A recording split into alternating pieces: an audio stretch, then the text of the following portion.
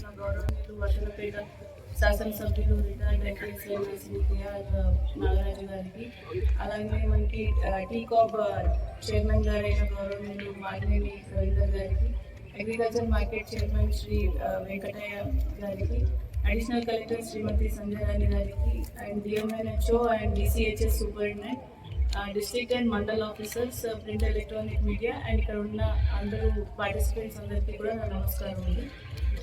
వర్ధనపేట అనేది is fast growing because one side of Wardhannapet మామూలు side మనకి ఏదైతే ఎయిర్పోర్ట్ ఉందో అది క్విక్లీ కంప్లీట్ అవుతుంది. అట్ ద సేమ్ టైం ఈ ప్రాంతం డెవలప్ అయ్యే దిశగా మనకి we also have Kakatiya main canal SRS ఇటు సైడ్ కూడా ఉంది. అండ్ ఆల్సో ఈ ప్లేస్ స్ట్రాటజికల్లీ లొకేటెడ్. సో వందపడగల ఆసుపత్రికి అప్గ్రేడ్ అవ్వాలి అనేది ఆలోచన. బికాస్ ఎంజిఎం హాస్పిటల్ మీద ప్రెషర్ అనేది ఈ ప్రాంతంలో హాస్పిటల్ ఉంటే తగ్గుతుంది అనేది ఒక జనరల్ కాన్సెప్ట్లో గౌరవ ఎమ్మెల్యే గారు ఆలోచన బేస్ చేసుకొని ఈ ప్లేస్ని ఐడెంటిఫై చేసుకొని మనం ఇక్కడ స్టార్ట్ చేయాలి అని అనుకున్నాము. హోప్ఫుల్లీ ఇది నెక్స్ట్ 1 to 2 yearsలో మనం ఈ కన్స్ట్రక్షన్ కంప్లీట్ చేసుకోగలిగితే ఇక్కడ హాస్పిటల్ వస్తే చాలా మటుకు, బికాస్ రైట్ నౌ ఇప్పుడు ఉండే hospital capacity daily we are seeing at least minimum 300 to 400 OP చూస్తున్నాం. అది ఇంక్రీజ్ అయ్యే అవకాశం, ఇక్కడ ఫెసిలిటీ లేకపోతే నెక్స్ట్ లెవెల్ ఎంజిఎంకి వెళ్తున్నారు. సో డిస్పర్స్ అవుతే ఎక్కువ సర్వీసెస్ ఇక్కడ అవైలబుల్ మనం తీసుకొస్తే మనం చేయగలమని ఇప్పుడు ఆల్రెడీ ఎగ్జిస్టింగ్ హాస్పిటల్లో రీనల్ ఫెసిలిటీని కూడా ప్లాన్ చేసి దాన్ని వర్క్ కూడా స్టార్ట్ చేయడం జరిగింది. సో మెడికల్ అండ్ హెల్త్ రిలేటెడ్గా ఇది కూడా one of the important hub లాగా తయారు చేసే దిశగా అడుగులు వేస్తున్నాం. ఈ సందర్భంలో it's a very happy situation. So అందరికీ శుభాకాంక్షలు తెలియజేస్తూ ధన్యవాదాలు. అక్కడ కూడా సబ్ స్టేషన్ రైతులు ఇబ్బంది పడుతున్నారంటే 133 kV సబ్ స్టేషన్ కూడా శాంక్షన్ చేయించారు. అది కూడా త్వరలోనే ఆల్రెడీ 30 kV సబ్ స్టేషన్ను మళ్ళీ అప్గ్రేడ్ చేస్తూ 133 kV మా ఉప ముఖ్యమంత్రి గారు బట్టి గారు పెద్ద హృదయంతో ఇచ్చిన అడగంగానే. సో వారికి కూడా నా ప్రత్యేక ధన్యవాదాలు. దీని యొక్క టోటల్ 28 కోట్లతో 100 బెడెడ్ ఆసుపత్రి శివరామ్ అనే కాంట్రాక్ట్ తీసుకున్నాడు. ఆయన అతి త్వరలోనే పనులు స్టార్ట్ చేయబోతున్నారు. నేను అనుకుంటున్నాను అతి త్వరలో ఎంత స్పీడ్గా అయితే అంత స్పీడ్గా కట్టించి ప్రజాసేవకు అందించే విధంగా ప్రజలకు అందుబాటులో ఉండే విధంగా చూసుకుంటాను. ధన్యవాదాలు. ఈరోజు మంచి శుభకార్యం పిలవగానే అందరు వచ్చింది. సో అందరికీ హృదయపూర్వక ధన్యవాదాలు.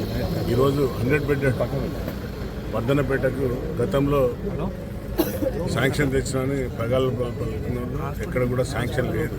శాంక్షన్ లేకుండానే స్టోన్ వేసిపోయింది. కానీ నేను కాంట్రవర్సీకి పోదాల్సిన మేము ఏం చేసినా కూడా అభివృద్ధి లక్ష్యంగా వెళ్తున్నాం. ప్రజాపాలనలో ప్రతిదీ కూడా ప్రజలకు సంక్షేమాలు చేర్చే సంక్షేమ పథకాలు వారి గడపకు తాకే విధంగా పనిచేస్తున్నారు. మీరందరూ చూస్తుంటారు. మన వర్ధనపేట హాస్పిటల్లోనే 100 బెడెడ్ హాస్పిటల్ అని శిలాపలకం, అది శవపలకం లాగానే ఉండిపోయింది. కానీ మేము అవి శాంక్షన్ లేదు దానికి. ఇలా ఒక్కటే కాదు, నా కాన్స్టిట్యున్సీలో సుమారుగా 400 పైచీలకు శిలాపలకాలు వేసిపోయింది. ఎక్కడ కూడా శాంక్షన్స్ లేవు. కానీ ఈరోజు అన్నీ మేము పురపరిశీలించుకుంటా ప్రతి గ్రామం తిరుగుకుంటా ఏం కావాలి, కనీసం ఒక సోయి లేకుండా గత ప్రభుత్వం మన సోదరులు మన పెద్దలు పాపం చాలామంది ఏజ్డ్ పీపుల్ షుగర్తోని తర్వాత డయాలసిస్తోని బాధపడుతున్నారు. కనీసం ఒక్కరోజు కూడా ఆలోచించలేదు.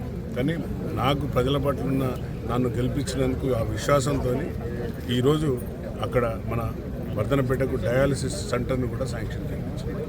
అలాగే వారికి ఆక్సిజన్ ప్రాబ్లం ఉన్నదంటే వాలంటరీగా అంటే మా రోటరీ క్లబ్ నుండి అక్కడ ఆక్సిజన్ అది కూడా ఇవ్వడం జరిగింది.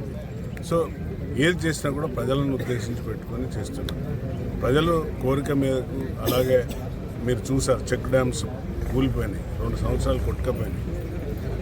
నా సొంత నిధులతో కాలువలు క్లీన్ చేసి కాలువలు నింపించిన కోనారెడ్డి చెరువు ఈరోజు సస్యశ్యామలంగా నిండి మత్తడి పోసినందుకు రైతులు చాలా ఆనందంగా.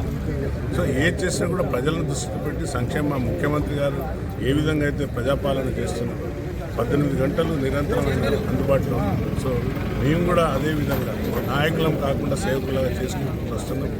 ఈ ఆసుపత్రి అనేది చాలా ఇంపార్టెంట్. ఎడ్యుకేషన్ తర్వాత ఆసుపత్రి. యాక్చువల్లీ అది టెండర్ ప్రాసెస్ అయిపోయింది. ఎడ్యుకేషన్ది కూడా 200 కోట్లతోని young India school, Telangana young India school ఏదైతే శాంక్షన్ మా ముఖ్యమంత్రి గారు ఇచ్చారో వారికి నా హృదయపూర్వక ధన్యవాదాలు. ఎందుకంటే వారే దీనికి విద్యాశాఖకు ఉన్నారు. అలాగే ఈరోజు 100 బెడ్డెడ్ ఆసుపత్రులు ముఖ్యమంత్రి గారు శాంక్షన్ ఇవ్వడం, మా మంత్రి గారు అయిన దామోదర్ రాజనరసింహ గారు పెద్ద మనసుతో తొందరనే నాకు శాంక్షన్ ఇచ్చాడు. సో వారికి ప్రత్యేకమైన వర్ధనపేట నియోజక తరఫు నుండి నేను ధన్యవాదాలు చెప్తున్నాను. ఉప్పర్పల్లిలో ఈరోజు పెట్టడానికి రీజన్ క్రాస్ రోడ్ అంటారు. ఉప్పర్పల్లికి క్రాస్ రోడ్ అంటారు, కానీ కట్యాల గ్రామం కింద ఉంటుంది ఇది శివారు. ఇది పర్వతగిరి మండలానికి, ఐనోల్ మండలానికి, తర్వాత వర్ధనపేట, రాయపర్తి, జఫర్గడ్డకు అందుబాటులో ఉండే సెంటర్గా నేను గుర్తించి ఇక్కడ ఆసుపత్రిని ప్రారంభించడం. ఈరోజు కలెక్టర్ గారు, నేను, మా టెస్కాప్ చైర్మన్ గారు, మార్కెట్ చైర్మన్ గారు, టెంపుల్ చైర్మన్ అందరం అధికారులతో పాటు వచ్చి ఈరోజు ఇక్కడ ప్రారంభించుకోవడం జరిగింది.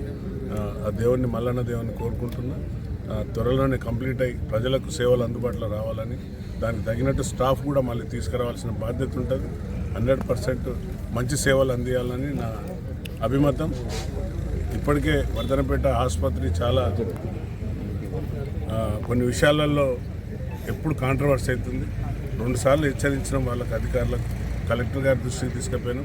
ఈసారి ఎవరిని కూడా క్షమించేది లేదు. ఎంక్వైరీ చేయమన్నా మొన్న కూడా ఒక పేషెంట్ చనిపోవడం జరిగింది. సో దానిపైన విచారణ అవుతుంది.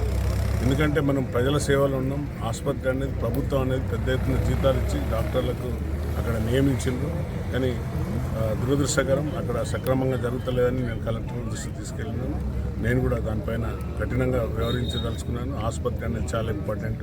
School and education is the most important to our సొసైటీకి ఇంపార్టెంట్ ఏదైనా అంటే చదువు, విద్య, వైద్యం, తర్వాత మా రైతన్న లేని రాజ్యం